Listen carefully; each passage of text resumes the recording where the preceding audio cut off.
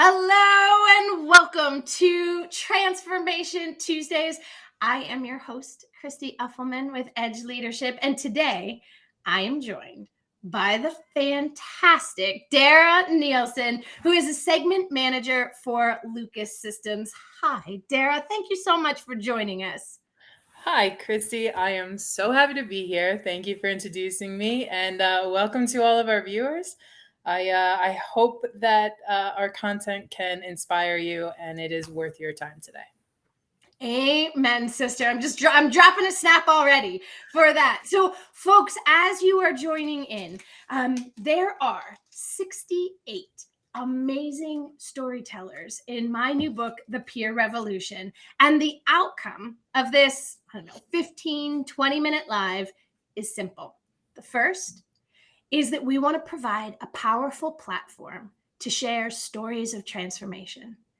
And the second is that we want to inspire you that you are not alone. So we invite you to join us the second Tuesday of every month, where you can get inspired by folks who have challenged the status quo in their personal and professional lives. Now, Dara is in chapter 7, self-awareness. In fact, she has pretty much the whole chapter to herself for her powerful story. And before she introduces herself, I want to invite all of you to say hello. Drop a note into the chat or an emoji to say hi to Dara as she introduces herself to you. Well, my name is Dara Nielsen, as Christy said. So I'm an engineer by trade, but I have done a lot of different things in my career. And I think, what do I want to tell you? I want to tell you that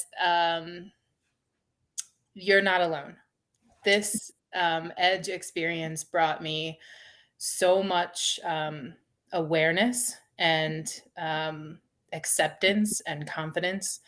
Because the awareness, it wasn't just during this Edge or peer group experience, it continues to this day. Made me realize that the life that I'm living wasn't what I should be. It wasn't me. So, did a lot of things since Edge, and the most recent is that I realized that I'm moving to England again. I love it so much there. The culture is so different that I can't wait to go. So that's kind of my quick story. There's so much more to tell, but hopefully you stay tuned for some more. I love it. And to give us some context, how long since you've graduated Edge? Has it been, we're coming up on 2 years, right? It's September will be 2 years. September will be 2 years. So when you say that you are continuing to transform your life, it's, years down. It's not like you just graduated 2 months ago either. Absolutely. It has been continuing since, 4 months after I graduated Edge, I got a huge promotion.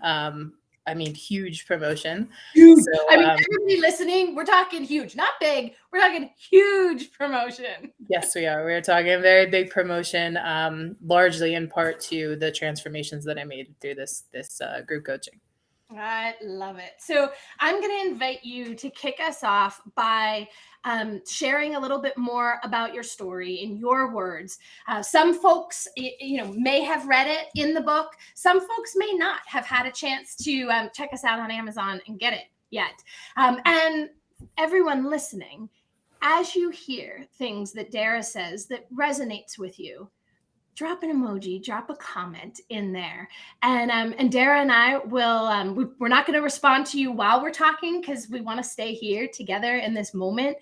But we will circle back around and we promise to respond. I'm speaking for you, but is that your cold girl?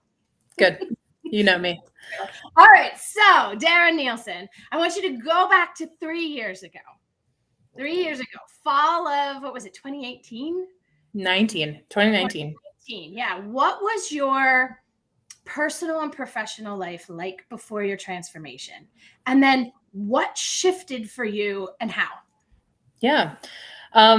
So literally that fall, I was moving back from England. I had lived there for 2 years with my company, and I was kind of given this opportunity to do this edge class, and immediately I was like, really, like this just am I really gonna do this? I don't need to do this. I'm totally fine. Like my life is great. I have amazing family and amazing friends, and yeah, maybe professionally I was a little bit stagnant, but I didn't really realize it. Um, I think I was maybe a little bit lazy in that I didn't realize that, there's so much more for me, um, both professionally and personally. So yeah, I mean, like I said, happy both professionally and personally, but without the knowledge that there's so much more out there. Mhm. Um, Personally, I was definitely running. I Mhm. realized that about a year later, just as I was graduating Edge, that um, all of these moves that I had been making through my life, I was literally running from this awareness, this realization that I'm gay and that I spent my whole adult life running from it. Um, so yeah, in a year, I totally changed. It was time. It was time for It you to was. change. It was the right. It was an honor to companion you, It and was. still is, my friend. Thank you. It was incredible to have the support of not just you, but these amazing women that I know to this day and will continue for the rest of my life have my back, have this kinship, this like understanding of we all went through this together and became so close because of it. Yeah, without a doubt. Without a doubt. And so speaking of the sisterhood, I'm curious, looking back on it now through the lens of 2 years later, what would you say were your top three takeaways from your peer group experience and what made them so powerful? Great question. So part of what my outcome was confidence. I wanted to gain confidence. I've had people tell me my whole life that I just seem really intimidating, which I guess is another word for confidence when you speak about it from a woman looking at a woman, right? Mm-hmm. Um, I that was probably to me one of my biggest takeaways was just confidence in myself. I never felt people people seeing me as confident. I never felt that. I think a large part of it was because I was running, but um, gaining that assuredness and that I know what I'm doing and I got this for the first time in my adult life was absolutely just unrivaled with any other feeling I think I've ever felt. Um, Another takeaway for me was I mentioned that I'm, you know, a little bit lazy. I think awareness was a I big. remember you mentioning that you were a little bit lazy. I don't know what you're talking about, but it was definitely in there somewhere. A big takeaway for me was awareness, um, awareness of the fact that this society, our world, um, not only treats women and people of color differently, but the things that we do and the things that we say on a daily basis, like some of our most common um, sayings come from putting people down. And we don't even realize that we're saying it. Tell me I more. think, yeah, I think one of the biggest things that I can remember from class and that I think about on a daily basis now is that women tend to be the caregivers, especially at home, but definitely at work too, right? We are the last ones in the meeting. We're cleaning up the garbage that people leave and like pushing in chairs. And that I would have never realized without Edge. Um, That that office housework that it's called, yes, yes, how like low that puts us, how on the spectrum it puts us so low. So that was a huge takeaway for me, and I'm constantly aware of it now. I make sure I'm not that person, and I try to make sure that the other women in my group aren't as well. Love it. Love it. Um, and another takeaway for me, I think I had this realization, or this, I guess, thought process my whole life that, you know, beautiful people don't have problems, that the life that they show us is really their life. And going through this transformation and watching the other women in the group go through the same thing and hearing their stories and realizing that, everyone has things that they need to get through. And it broadened my whole perspective. It broadened just how I think about things on a daily basis. That was huge for me, knowing that I'm not alone, that I have not just this amazing and strong group, but the world. We're all going through something, and we're not alone. Yeah. No, we are not. We are not. We are far more connected than we ever imagined. Yeah. Pardon if you're hearing the ice maker there in the background. I've got family at home with me right now. I hope you didn't hear my dogs earlier. They're very loud.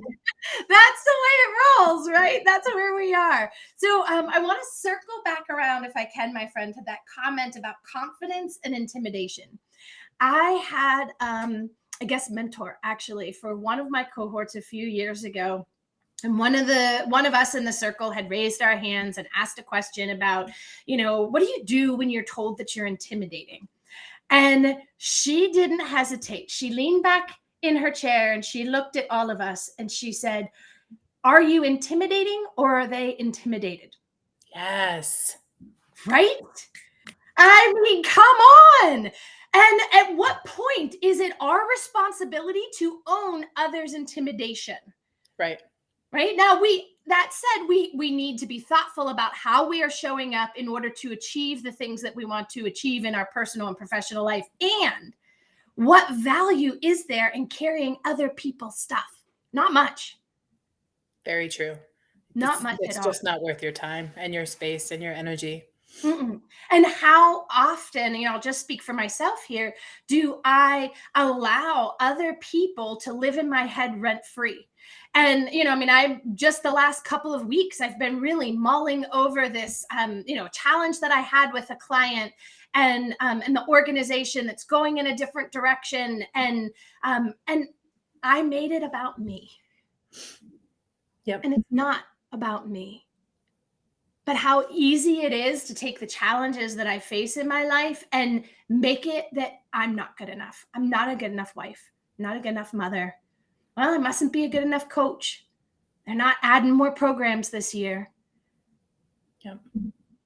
And it's not just the space that we rent to other people. It's the space that we rent in our head for our negative thoughts and our stories that we tell ourselves, right? Right. Absolutely. It's like, what was it, 2 months ago that we had the inner critic session with Thrive?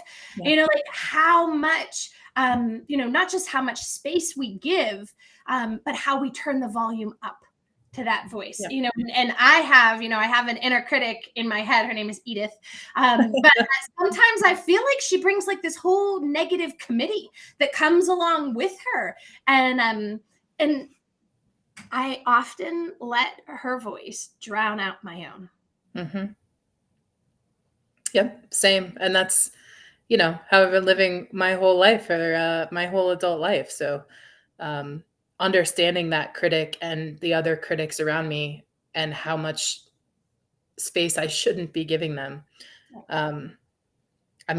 Total transformation for me.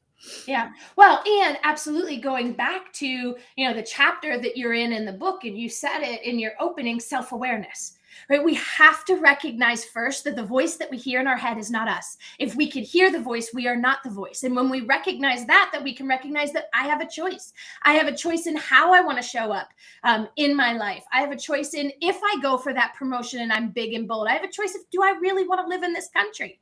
Yeah. I have all of these choices in front of me all the time. and I have a choice to act on any of them. Yes. And being bold and big enough to make that choice. It's such a different lifestyle. It's so enlightening and inspiring, and just makes me happy.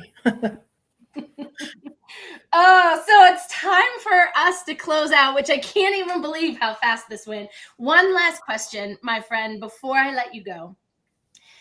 If you could share one piece of advice from your transformation journey, what would you like to share? I think the biggest piece of advice that I can give, especially for people that are considering going through this peer group coaching experience, is embrace your vulnerability. It's okay, and in fact, totally fine to not be okay. Amen, sister. And there's so much power in being vulnerable. I mean, look at where it's taken me, is embracing that vulnerability and getting out of edge what you put into it. Not just edge, but your life. You get out what you put in. Those are my two small pieces of advice. I love it. We only get one life. Yep. And we live it as if we have dozens. So you inspired me. One of my favorite Brene Brown quotes is that vulnerability feels like fear, but looks like courage. Yes. Thank you, my friend, for showing up today, for being seen with a capital S, and always for living brave. Thank you for giving me the opportunity and for the constant support and friendship. It will never go unnoticed or unaccepted or anything. You're amazing. Right back at you, girl. Right back at you, girl. All right, my friends, thank you for tuning in. And if you're watching this on recording, thank you for watching the recording, because today, more than ever before, we need leaders who are willing to challenge the status quo in their personal and professional lives. And in doing so, just like Dara, inspire others to do the same. Let's change the world together, my friends. Onward. So long, everybody. Thank you, everyone. Thank you for joining us. See you next month.